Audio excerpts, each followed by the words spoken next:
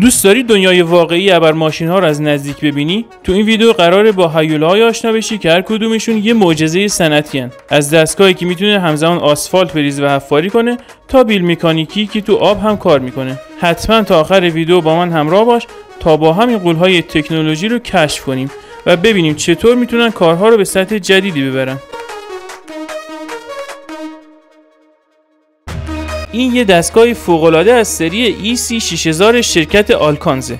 این هیولای چند کاره یه ترکیب خفن از یه ماشین حفاری با زنجیر سطلی و یه پخش کننده آسفالت که میتونه همزمان آسفالت بریزه و حفاری کنه. باهاش میشه خطکشی‌های دقیق با حجم بالا انجام داد و هدر رفتن بتون رو به حداقل رسون. تازه برای پوشش مداوم کانال‌ها و بستر رودخونه‌ها هم عالیه. این دستگاه متحرک که با ژنراتور دیزلی برقی کار میکنه از بیل مکانیکی های معمولی هم دقیق تره و هم کار رو راحت تر میکنه.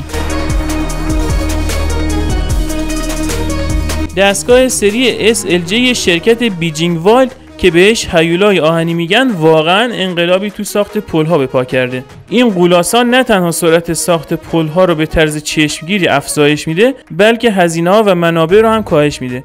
این هیولا میتونه بخش‌های پیش ساخته پل رو با سرعت 5 کیلومتر در ساعت جابجا و نصب کنه، اونم بدون اینکه نیازی به زمان اضافه برای مونتاژ داشته باشه. طولش حدود 91 متر و وزنش 580 تنه. این اندازه بزرگ یه جورایی به نفع ساخت پل هاست، چون مهندسان میتونن منابع اضافی برای مقاومت در برابر بارهای سنگین در نظر بگیرن. البته یه نقطه ضعف هم داره. عمر مفیدش فقط 4 ساله. طبق مستندات فنی این هیولای آهنی میتونه بین 700 تا 1000 دهانه پل رو تحمل کنه که این یعنی تقریبا 4 سال کار مداوم و فشرده.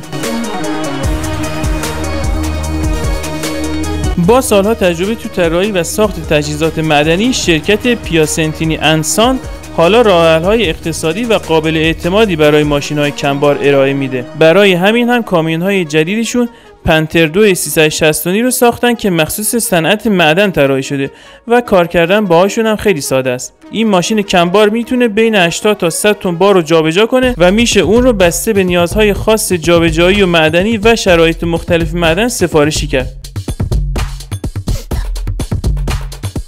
ممنون میشم همین الان ویدیو رو لایک کنی و بعد ادامه‌شو ببینی. اینجا دستگاه حفاری چرخشی زوملاین ZR360L رو داریم که میتونه تا قطر 2.5 متر حفاری کنه و تا عمق 100 متر بره. این دستگاه با داشتن یه وینچ اصلی در عقب که کابل فولادی تکسیم و مکانیزم دو دنده داره عمر کابل فولادی رو حسابی بیشتر میکنه. طراحی کارآمدش به لطف پمپ اصلی با جریان بالا، درایو موتور چند مرحله‌ای و سیرند تغذیه 2 سرعت است که کار رو حسابی راه میندازه. ثبات و ظرفیت بار بالاش رو هم مدیون بخش‌های بهبود یافته، بوم‌های دوتایی با مکانیزم پایین آوردن موازی، یه پلتفرم چرخشی بزرگ و شاسی تقویت شده شه. مدل 320 از کت یه بیل مکانیکی دوگانه با عملکرد بالاست که واقعا توانایی‌های فوق‌العاده‌ای داره. با سیستم موتور چنگانه و همزمان ثبت شدهش میشه تو آب‌های کم عمق هم باهاش حفاری کرد. این دستگاه واسه کارهایی مثل برداشتن رسوبات لجن مانند، پاکسازی کانال‌های گلی و کار تو باتلاق‌ها و آب‌های کم عمق خیلی بهتر از بیل مکانیکی‌های معمولی که روی خندق‌ها استفاده میشن جواب میده. این بیل مکانیکی دوگانه میتونه روی آب حرکت کنه و کار کنه چون شاسیش روی شناورهای مهرموم شده قرار داره.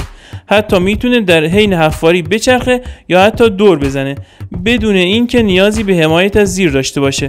با استفاده از تانک بویانس 2 پوسته‌ای درست مثل قایق روی آب پیش میره و گیربکس و زنجیر بیل هم کمک میکنن حرکتش خیلی نرم و روون باشه. ساختار بالایی دستگاه هم به صورت یه بیل مکانیکی اصلاح شده است که میتونه با سیستم هیدرولیکی به طور کامل 360 درجه بچرخه.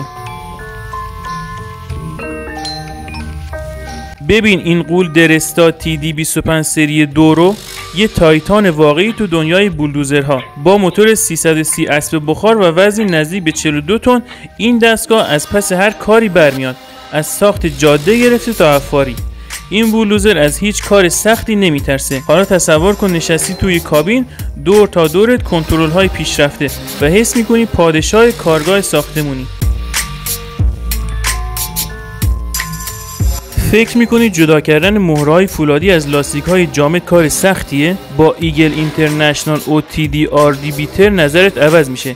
این دستگاه قدرتمند خیلی سریع و راحت مهرهای فولادی رو از لاستیک‌ها جدا میکنه و کل فرایند رو ساده‌تر از همیشه میکنه. تصور کن لاستیک‌های غول‌پیکری که انگار شکست ناپذیرن تو چند دقیقه جلو این دستگاه کم میارن. اگه میخوای تو زمان و انرژیت برای دفع لاستیک‌ها صرفه‌جویی کنی، وقتش این دستگاه رو بندازی تو کار و ببینید چقدر راحت میتونی از پس این کار بر بیای.